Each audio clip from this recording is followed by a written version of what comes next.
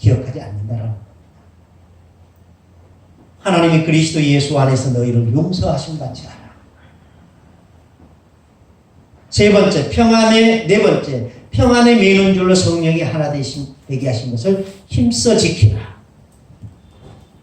겸손하라, 온유하라, 용서하라. 이것이 가능한가? 가능합니까?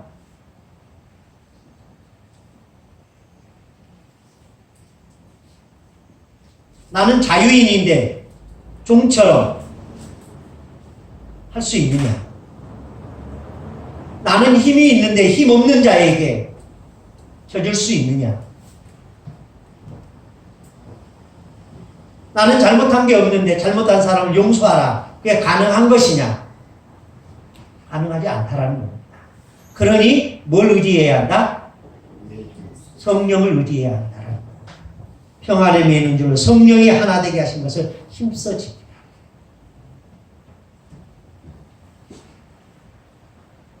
그렇다면 하나 되어야 하는 이유가 뭐냐? 그것은 바울은 교회를 그리스도의 몸이라고 했고 그리스도인들을 가리켜 그 몸에 뭐라고 했습니까? 지체라고 했습니다. 한 몸이 나누어질 수 없는 것처럼 교회는 나누어질 수 없습니다.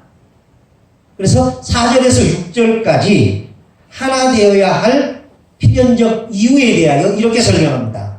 에베소서 4장 4절에서 6절까지 읽습니다. 시작. 몸이 하나요 성령도 한 분이시니 이와 같이 너희가 부르심의 한 성령 안에서 부르심을 받았느니라. 주도 한 분이시요 믿음도 하나요 세례도 하나요 하나님도 한 분이시니 곧 만유의 아버지시라. 만유에 계시고 만유를 통일하시고 만유 가운데 계시도다. 예. 그래서 교회가 하나 되어야 하는 이유는 수도 없이 많다라는 것을 설명하면서 몸이 하나이듯이 너희도 하나 되어야 된다. 성령이 한 분이신 것처럼 여기서 성령은 어떤 성령입니까? 너희에게 은사를 주는 성령도 한 분인 것처럼 주도 한 분이시요 믿음도 하나요 세례도 하나요 하나님도 한 분이시니 너희도 하나가 되어야 한다라는 겁니다. 그러면서 그 다음부터 은사의 다양성에 대해서 이야기합니다. 7절부터 10절까지 한번 읽어보겠습니다. 시작. 우리 각 사람에게 그리스도의 선물의 분량대로 은혜를 주셨나니 그러므로 이르기를 그가 위로 올라가실 때에 사로잡혔던 자들을 사로잡으시고 사람들에게 선물을 주셨다 하셨도다. 올라가셨다 하셨은즉 땅 아래 곳으로 내리셨던 것이 아니면 무엇이냐? 내리셨던 그가 곧 모든 하늘 위에 오르신 자니 이는 만물을 충만하게 하려 하심이라. 11절. 그가 어떤 사람은 사도로 어떤 사람은 선지자로 어떤 사람은 복음 전하는 자로 어떤 사람은 목사로 교사로 삼으셨나니 이는 성도를 온전하게 하여 봉사의 일을 하게 하며 그리스도의 몸을 세우려 하심이라.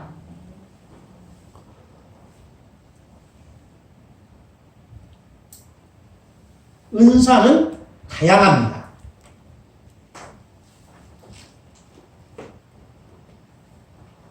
(11절에) 그가 어떤 사람은 사도로 어떤 사람은 선지자로 어떤 사람은 복음 전하는 자로 어떤 사람은 목사와 교사로 삼으셨다 라고 있습니다. 고린도전서로 한번 가보시기 바랍니다. 고린도전서 12장 4절.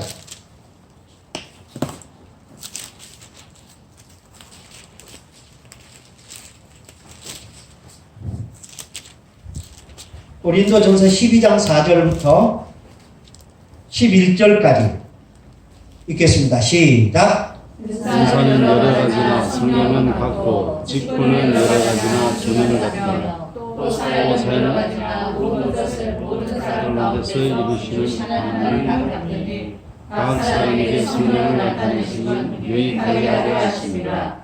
어떤 사람에게는 성령으로 말미암아 지혜의 말씀을 어떤 사람에게는 같은 성령을 따라 지식의 말씀을 어떤 사람에게는 같은 성령으로 믿음을, 어떤 사람에게는 한 성령으로 병 고치는 은사를, 어떤 사람에게는 능력 행함을, 어떤 사람에게는 애언함을, 어떤 사람에게는 영들 분별함을, 다른 사람에게는 각종 방언 말함을, 어떤 사람에게는 방언들 통역함을 주시나니 이 모든 일은 같은 한 성령이 행하사 그의 뜻대로 각 사람에게 나누어 주시는 것이니라. 아멘. 은사는 다양하다라는 것을 이야기하고 있습니다. 그렇다면 은사를 주시는 분은 누구냐? 다시 에베소서로 갑니다. 은사는 누가 주었느냐? 7절 다시 보겠습니다. 7절 시작. 우리 각 사람에게 그리스도의 성분의 분량대로 은혜를 주셨나니. 예, 우리 각 사람에게 그리스도의 선물의 분량대로 은혜를 주셨다. 그러니까 은사는 주님이 주신 선물이라는 겁니다. 내가 노력해서 받은 것이다? 아니라는 거예요. 그러니까 내가 은사가 많다면 내가 잘나서 그렇게 받은 것이다. 자랑할 수 있다 없다? 없다는 거예요. 많이 준 자에게는 많이 달라고 하실 것이라고 했습니다. 은사가 많은 자에게는 은사가 많은 만큼 책임이 따른다는 얘기입니다. 은사가 적으면 은사가 적은대로 주신 것은 주님의 뜻입니다. 그러니까 왜 내게는 많이 주시지 않았습니까? 라고 이야기할 수 없는 거예요.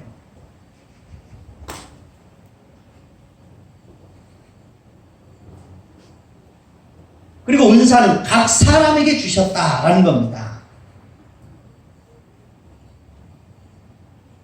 구약시대의 은사는 특별한 사람에게 주어진 거였습니다. 그렇지만 예수님 이후에 사람들에게는 은사가 모든 사람들에게 주어진 선물이었습니다.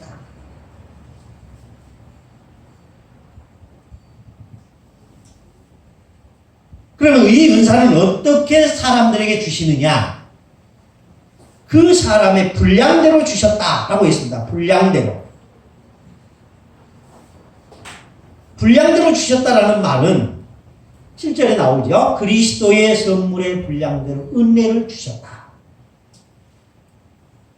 그렇다면 이 분량이 의미하는 것은 무엇인가? 로마서 12장 3절 한번 보시기 바랍니다. 아까 우리가 은사의 다양성에서 은사는 다양하다 그랬죠? 그렇다면 그 은사는 어떻게 주시는가? 12장 3절 로마서입니다.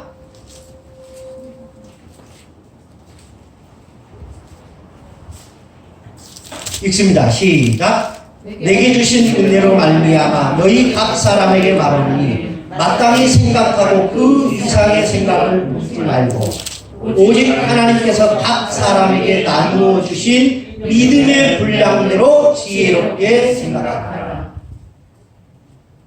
그러니까 하나님이 우리에게 은사를 주시는 것은 우리에게 맞는 분량이 있기 때문이라는 겁니다.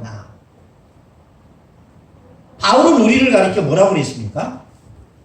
그릇이라고 했습니다. 그릇. 무슨 그릇? 흙으로 빚어진 그릇, 질그릇이라고 했습니다. 이게 그릇이라고 칩시다. 그릇입니다. 이것을 정수기 밑에다 갖다 대면 물을 잘 받을 수 있어요. 그렇죠? 근데 이거를 몇 초당 1톤씩 쏟아지는 폭포에다 갖다 대보십시오. 여기 얼마나 들까요? 예, 들어갔다 나와버리겠죠. 그러니까 이 컵은 뭐에 쓰는 거예요? 수도꼭지에 쓰는 거예요. 그러면 몇 초당 1톤씩 쏟아지는 폭포 밑에는 큰 탱크로리가 들어가겠죠. 이걸 그 밑에다가 10년 놔도 가득 찬 일은 전혀 없어요. 왜요? 그릇이 작습니다. 그런데 10톤짜리 탱크로리를 저 정수기 밑에다 갖다 대보십시오. 어떻게 되겠습니까? 들어가기는 하겠죠. 근데 언제 찰지 누가 알겠어요? 아무도 몰라요. 하다가 지쳐서 포기할 거예요. 그릇이 다른 거예요. 그렇게 큰 그릇은 큰 물이 쏟아지는 곳에, 작은 그릇은 작은 물이 떨어지는 곳에. 하나님께서 우리에게 은사를 주신 것은 그 그릇의 크기만큼 주셨다는 겁니다. 그릇이 작은데, 근데 여기 이렇게 작은 그릇이 왜 나는 폭포 밑에다 안 갖다 놓느냐라고 말하면 어떻게 하겠어? 갖다 놓을 수야 있겠죠. 근데 그게 자기에게 무슨 유익이 있겠느냐. 고린도전서 7장으로 한번 가보겠습니다.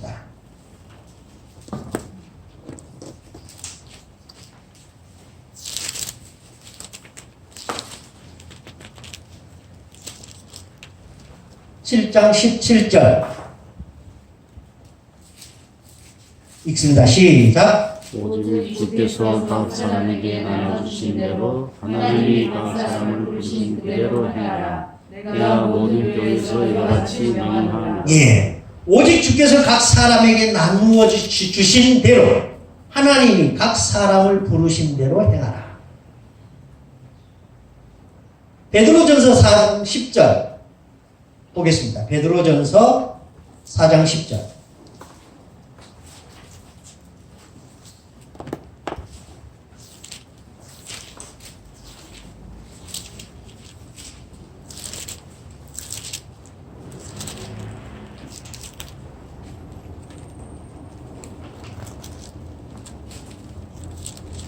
찾으셨어요?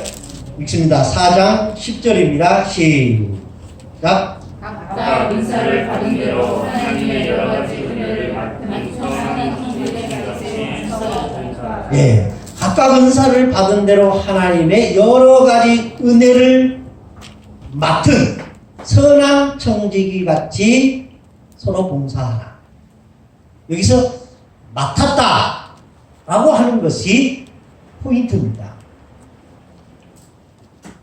청지기는 내 것이라고 할 게 있어요, 없어요? 없어요. 맡은 자예요. 그러니까 은사가 그렇게 하나님께서 우리에게 잠시 맡겨두신 것이다라는 거예요. 그렇다면 이 은사는 어떻게 주신 것이냐? 분량대로 주신 것이다 라는 겁니다. 그래서 우리는 우리가 받은 은사가 크냐 작으냐에 관심을 가질 것이 아니라 내게 주신 은사를 기쁨으로 받아들이고 충성하는 자세가 필요하다라는 겁니다. 하나님은 처음부터 큰 일을 맡기시지는 않습니다. 작은 것에 충성하면 큰 것으로 맡기고, 그리고 그릇이 커지면 더 큰 것을 채워주십니다. 그러므로 항상 은사의 다양성을 인정하면서 하나님이 주신 분량대로 그 분량에 맞게 충성하시기 바랍니다. 그렇다면 은사를 따라 일꾼을 세우신 목적이 뭔가? 일꾼을 세우신 목적.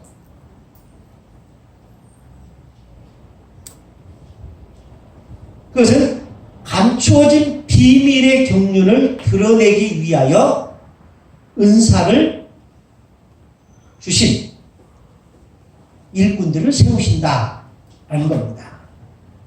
에베소서 3장 9절 한번 보시기 바랍니다. 3장 9절 읽습니다. 시작.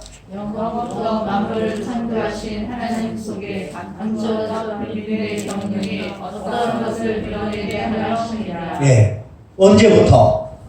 영원부터 만물을 창조하신 하나님 속에 감추어져 있던 비밀의 경륜이 어떠한가를 드러내기 위하여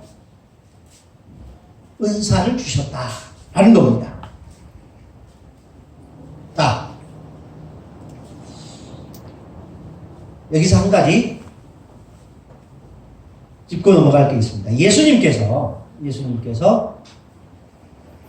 비유로 말씀을 하셨습니다. 그렇죠? 왜 비유로 말씀하셨을까? 감추인 것을 드러내기 위해서. 또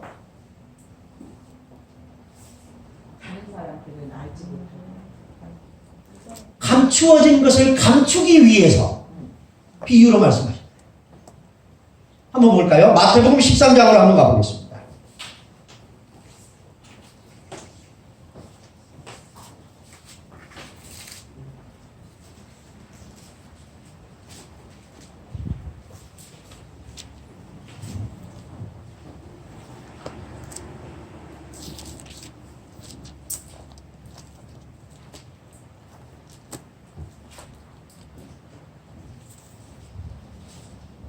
(13절) (14절을) 읽겠습니다. 마태복음 13장 13, 14절 시작. 그러므로 내가 그들에게 비유로 말하는 것은 네. 그러므로 내가 그들에게, 여기서 말한 그들이란 누구냐면 무리들입니다. 무리들. 그들에게 비유로 말하는 것은, 그 다음 시작. 그들에게 보아도 듣지 못하며 들어도 듣지 못하며 깨닫지 못한답니다. 14절. 이스라엘 영이 그들에게 이르렀으니 들었으되 너희가 듣기는 들어도 깨닫지 못할 것이요 보기는 보아도 알지 못하리라. 예.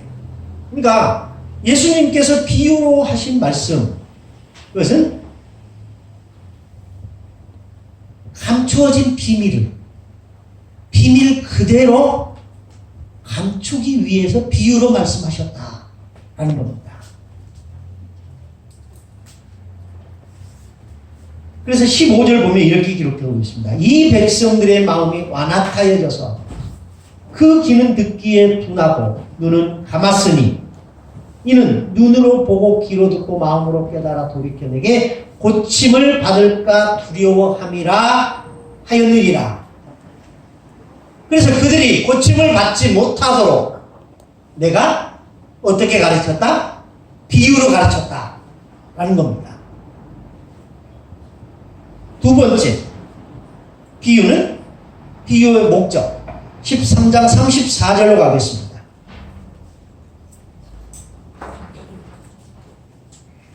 읽습니다. 시작. 주께서 이 모든 것을 우리에게 비유로 말씀하시고 비유가 아니면 하고 말씀하지 아니하셨으니 35절. 이는 선지자를 통하여 말씀하신가 내가 입을 열어 비유로 말하고 상상스럽고 감춘 것들을 드러내리라.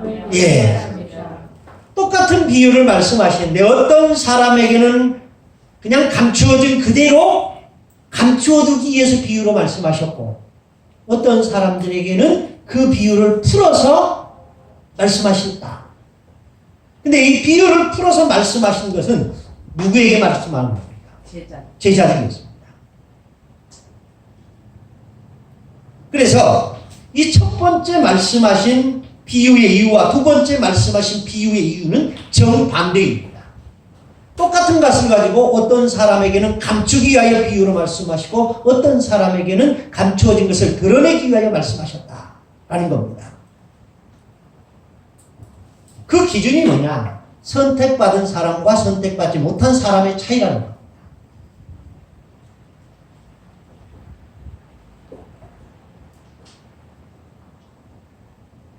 그래서 우리에게 은사를 주신 이유는 감추어져 있는 하나님의 비밀의 경륜을 드러내기 위함이었고 두 번째, 에베소서 3장 10절 보겠습니다.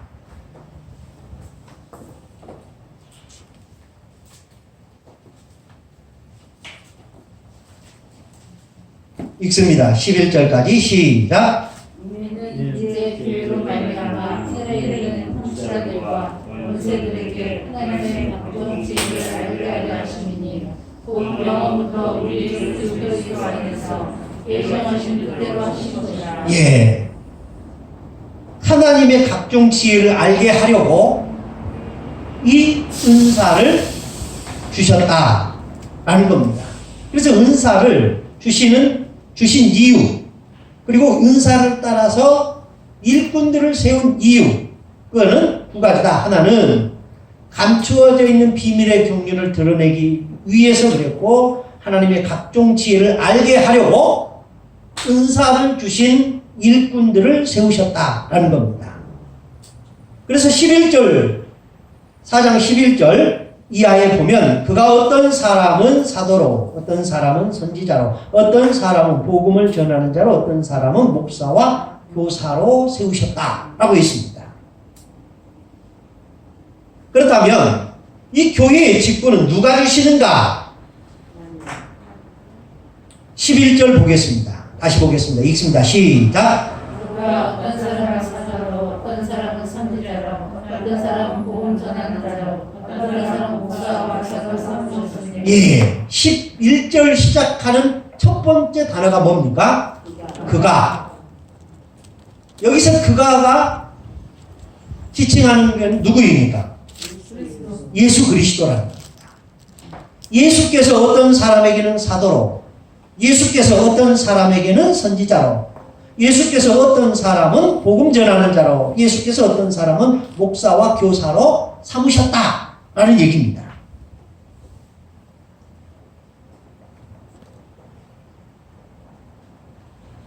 여기서 삼으셨다라는 말은 주다 혹은 선물하다라는 의미입니다. 그래서 주님께서 당신의 몸된 교회에 필요한 직분을 선물로 주셨다라는 겁니다. 그렇다면 교회들에게 어떤 직분을 주셨는가? 어떤 사람은 사도로, 어떤 사람은 선지자로, 어떤 사람은 복음전하로, 어떤 사람은 목사와 교사로 삼았다. 총 5가지의 직분이 소개되어 있습니다. 먼저 3개의 직분이 있습니다. 사도와 선지자와 복음을 전하는 자 있고 그 다음에 교사와 목사로 세웠다. 이 2가지가 구분이 되는데 사도와 선지자와 복음을 전하는 자 이 3 직분은 지역을 초월하여 봉사하는 직분자들을 의미합니다. 사도는 어느 교회에 소속되어 있었는가? 아니었습니다. 선지자는 어느 교회에 소속이었는가? 아니었습니다. 복음 전하는 자는 어디 교회에 소속이었는가? 아니었다라는 얘기입니다. 근데 목사와 교사는 어느 교회에 소속된 직분자라는 겁니다. 그래서 본문은 어떤 사람은 사도로 세우셨다라고 있습니다. 예수님의 12제자 누군 줄 아시디요? 이름 한번 넣어볼까요? 여기 앞에 전사님부터 돌아가면서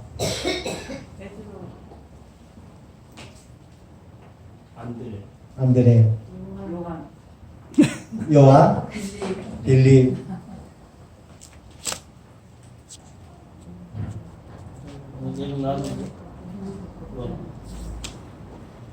예수님의 12제자 이름 지금 베드로, 요한, 안드레, 빌립까지 나왔어요. 아니, 시몬? 예. 예. 저 뒤에 전사님, 권사님. 전 목사님. 야고보. 여기 전사님. 누가 나오고 누가 안 나오는지는 아직 모르겠죠. 예수님의 제자가 몇 명이었어요? 12명이었습니다. 사도가 되는 데는 몇 가지 조건이 있었습니다. 첫 번째 조건은 주님으로부터 직접 부름받은 자. 두 번째는 부활하신 주님을 만나고 그 부활을 증언한 자. 세 번째 조건은 성령님의 특별한 영감을 받은 자. 그래서 사도들에게는 성경을 집필할 수 있는 은사들을 주셨습니다. 그런데 예수님의 제자 가운데 한 명이 이탈을 하죠. 누구였습니까?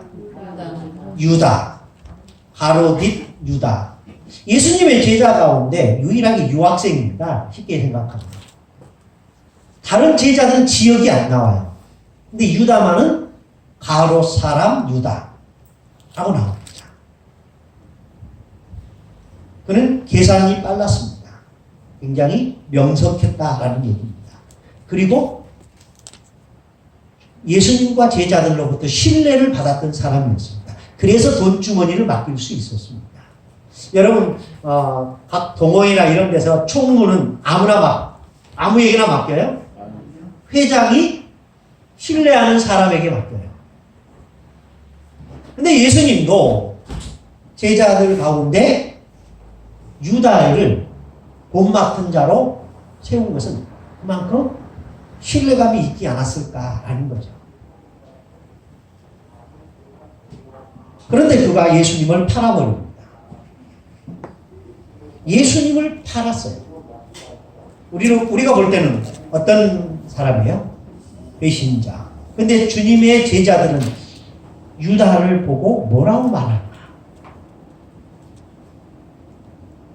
마태, 마가, 누가, 요한복음에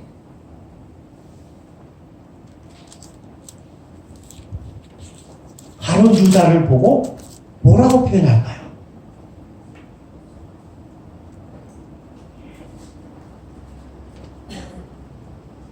베드로는, 야고보는, 요한은 이 가룟 유다를 뭐라고 표현할까?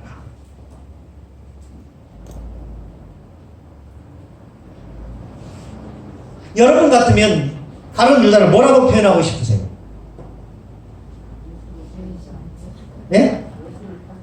예수를 판 사람.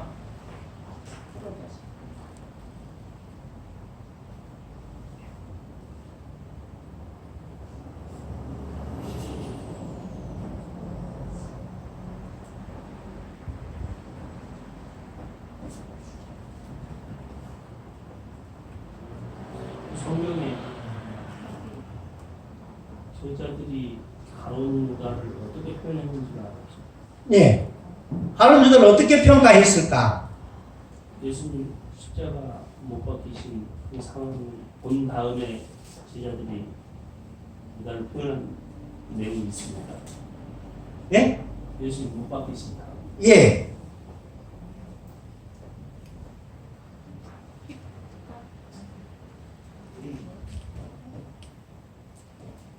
분명히 나와요.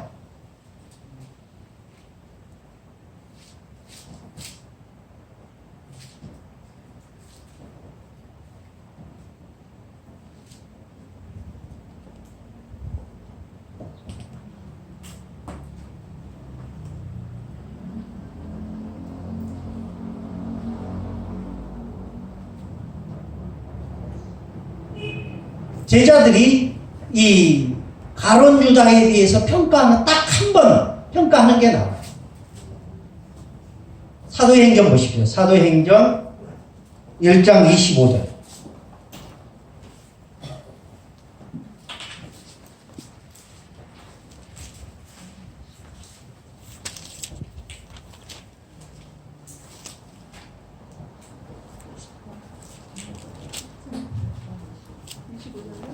네.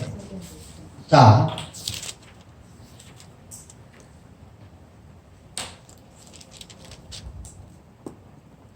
유다를 대신하여 한 사람을 더 제자의 자리에 충원하기 위해서 두 사람이 첨부가 됐습니다.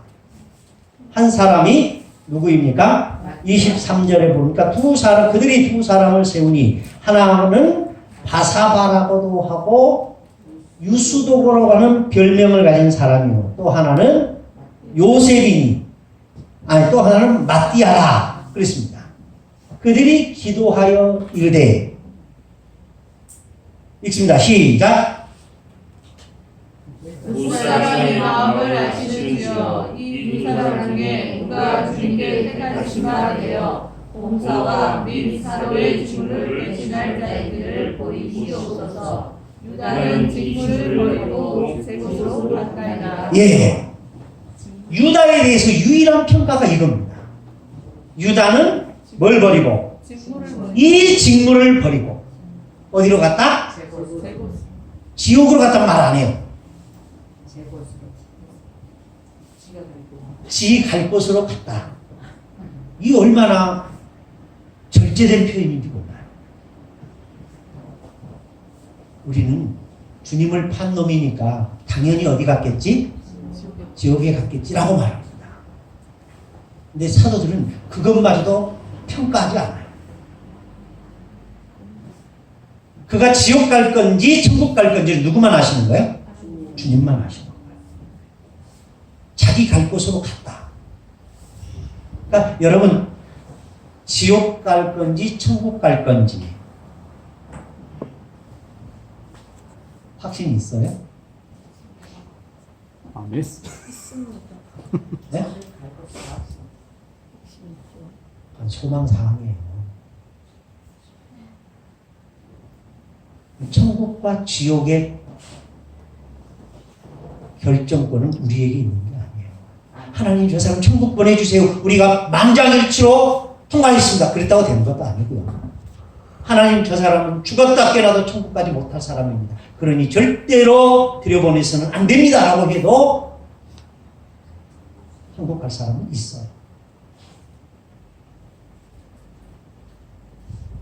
그러니까 우리는 누구를 보고 천국 갈 것이다, 누구를 보고 지옥 갈 것이다, 이렇게 쉽게 말하면 안 돼요. 베드로와 요한과 야고보와 다른 제자들은 이 가룟 유다를 보면서 주님을 팔아버린 그런 사람이잖아요. 여기서 교수님 질문이 하나 있는데 네. 지금 말씀을 봤을 때는 가룟 유다가 예수님을 돈을 받고 한 그 내용은 사실 제자들이 그 부분을 예수님한테 들고 다니고 또 그 사람들한테 선교관들이 유다가 사실은 예수님을 팔아서 나한테 이렇게 했다. 뭐 그런 내용 중에 성경에 전혀 없지 않습니까? 그래서 나머지 제자들이 가룟 유다가 예수님을 팔아서 예수님이 못 박히셨다. 이렇게 한 내용들을 과연 제자들이 알고 있을까? 저는 그 부분에 가끔 물어보는 거지. 그럼 명확하게 나와 있잖아요. 예. 예수님 얘기하셨는데 그때 제자들이 다 그걸 알아들은 게 아니잖아요. 왜 못 알아들었을까요? 네? 왜 못 알아들으셨을 거라고 생각하세요? 그러니까 그때는 어떻게 보면 가룟 유다는 총무 역할을 맡았잖아요. 그러니까 사실은 예수님 여기 있다고 지금 갔을 때도 뭘 사러 간 걸로 그렇게 보여주는 거. 근데 나중에 네. 그가 군인들을 데려오잖아요. 네. 그리고 그가 예수님께 키스를 하잖아요. 네. 그리고 예수님이 잡혀가고. 그래서 거기에 대한 가책을 느끼고 자기가 가서 목매달았는데 그 목매달았던 줄이 떨어져서 뱉어져서 죽은 네. 이 사건들이 성경에 나와요. 네. 네. 그런 내용은 나오는데 이 스토리가 가끔 그런 생각 한번 해본 적이 있어요. 그러니까 여러분들은 성경이 모든 것을 섬세하게 제자들이 이것을 알았다라는 것을 얘기하지는 않아요. 그것은 그 시대 사람들은 그거를 가룟 유다 했다라는 것을 모두 알고 있다는 전제예요. 무슨 말인지 아시겠죠? 네. 예.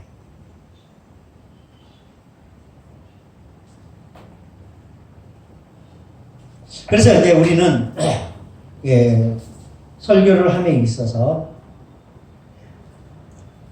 사람들을 평가할 때 참 조심해야 돼요. 사도들은 이름 사람에게까지도 딱 찍어서 지옥 갈 자식이라고 말하지 않고 제 직무를 버리고 제 갈 곳으로 간다. 여러분 같으면 그렇게 표현할 수 있겠습니까? 여러분 교회에서 정말 죽도록 충성하던 사람이 어느 날 목사님 한번 딱 비받고 나갔어요. 그러면 그 사람에 대해서 무슨 생각이 드십니까? 저 받을 놈의 새끼. 이런 생각 안 들겠어요? 그렇죠? 아니, 그렇다고 생각하시는 네. 너무 절제가 돼서. 근데 사도들은 그것마저도 절제. 왜? 예수님께서 비판하지 말라. 라고 말씀하시다. 너희가 비판하는 그 비판으로 너희가 비판을 받을 것이기 때문이다. 용서하라. 그리하면 너희도 용서받으리라. 라는 거예요. 그 다음에 두 번째 선지자들입니다. 어떤 사람들은 주님께서 선지자로 세웠다 라고 했습니다. 이 선지자라는 말은 미리 말하는 자라는 뜻입니다. 노아 베니샤라는 사람이 있습니다. 노아 베니샤. 빵장수 야곱, 영혼의 빵장수, 이런 책을 쓴 사람인데 철학자예요. 유대인 철학자인데 노아 베니샤라는 사람이 있는데 그 사람이 빵장수 야곱에서 이런 말을 합니다. 선지자란 하면서 뭐뭐 하기 전에 라는 뜻을 가지고 있다 하고 설명을 합니다. 선지자란 뭐뭐 하기 전에, 선지자란 말하기 전에 듣는 자다라는 뜻이에요. 그러니까 선지자는 자기 말을 하는 사람이 아니라 말하기 위해 들어야 돼요. 누구의 말을? 하나님의 말을 듣는 자다라는 겁니다. 그런데 이 선지자라는 직분이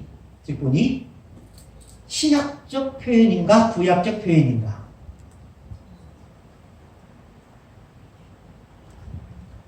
여러분 선지자 하면은 제일 먼저 떠오르는 이미지가 신약입니까 구약입니까? 구약이죠. 그런데 신약 시대에도 분명 있었다라는 겁니다. 여기서 말하는 신약의 선지자는 두 가지 의미를 가지고 있습니다. 하나는 사도와 협력하여 복음을 전하고 가르치는 사람.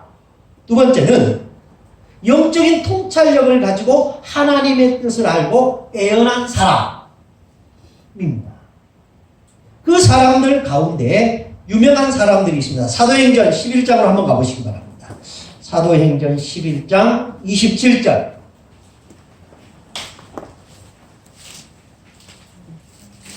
사도행전 11장 27절 읽습니다. 시작. 그때 선지자들이 예루살렘에서 안디옥에 이르니 12절. 그 중에 아가보라는 한 사람이 일어나 성령으로 말하되 천하에 큰 흉년이 들리라 하더니 들라올 가운데 그렇게 되니라. 예. 제가 지금 27절 그 다음에 뭐라고 그랬어요? 12절 그랬죠. 근데 여러분들 잘 따라서 하시네요. 네. 자, 그때에 선지자들이 어디에서 왔다고요? 예루살렘에서 어디로? 안디옥으로. 여기서 안디옥이 어딜까요? 수리아의 안디옥입니다. 누가 있는 것?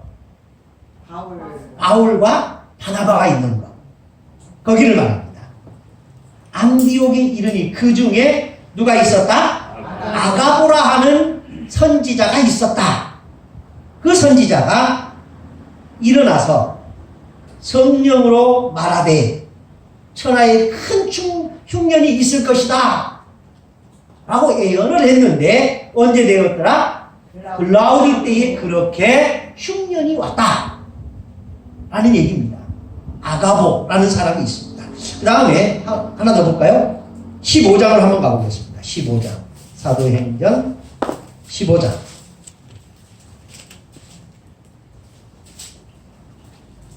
32절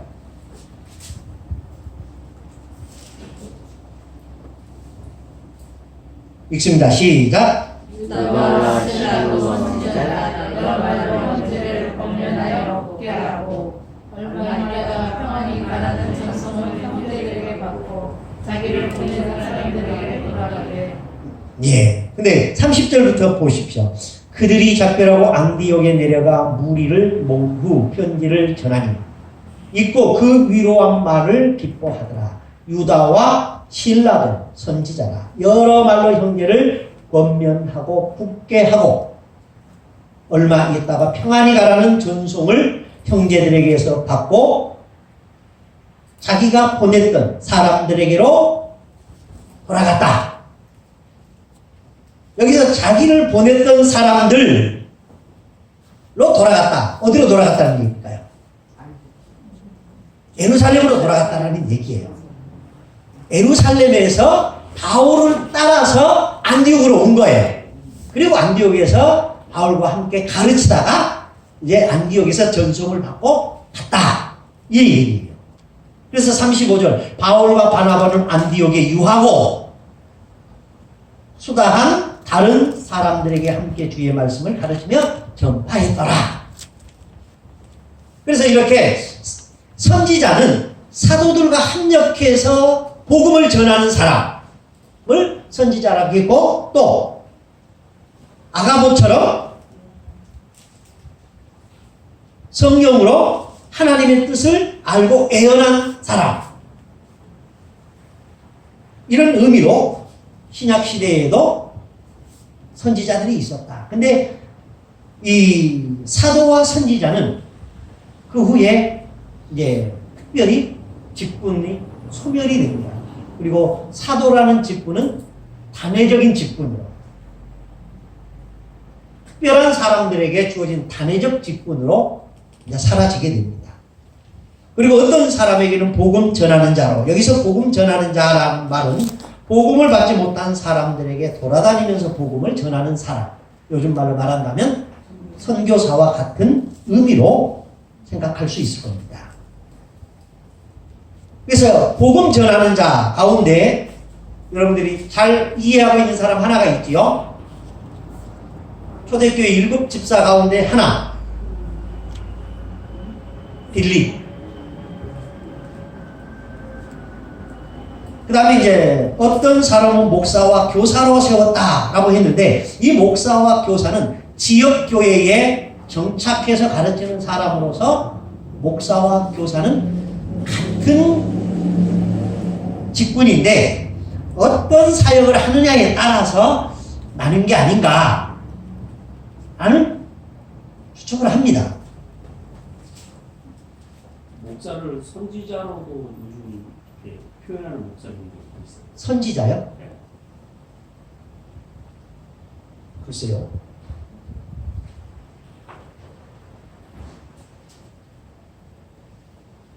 그래서 만든 그게 표현이지. 성경적 표현은 아닌 것 같습니다. 왜냐하면 물론 복음을 전하고 가르친다. 그리고 하나님의 무슨 영적 통찰력을 가지고 말할 수 있다라고 한다면 뭐 선지자라고 해도 틀린 말은 아니겠습니다. 굳이 목사라는 직분이 있는데 거기다가 목사 플러스 선교사 아니 선지자 이럴 필요까지 있느냐라는 거예요.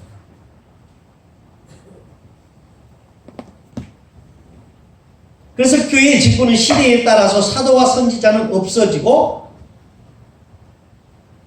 그리고 그 이후에 복음을 전하는 자 혹은 교사와 목사는 더 발전되어 온 게 아닌가 싶습니다. 그렇다면 교회에 직분을 주신 이유가 뭐냐? 사도와 선지자와 교사와 목사, 복음 전하는 자 이런 직분을 주신 이유가 뭔가?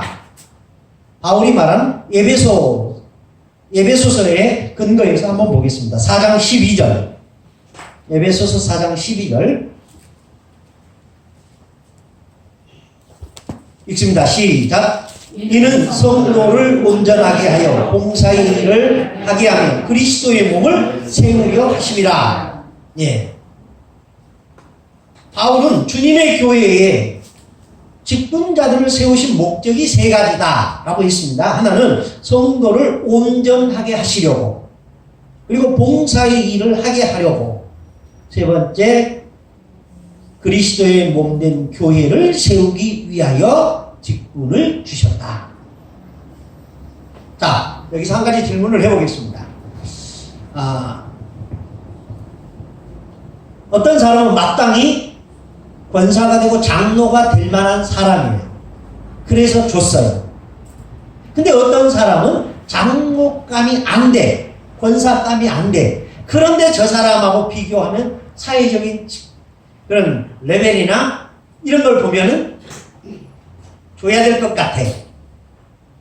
그러면 그 사람에게 줘야 되느냐 말아야 되느냐라는 거예요.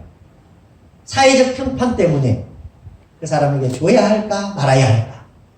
여러분이 담임 목사라면 한번 생각해 보십시오. 자, 줘야 된다. 아니다. 주면 안 된다. 주면 안 된다가 좀 많네요.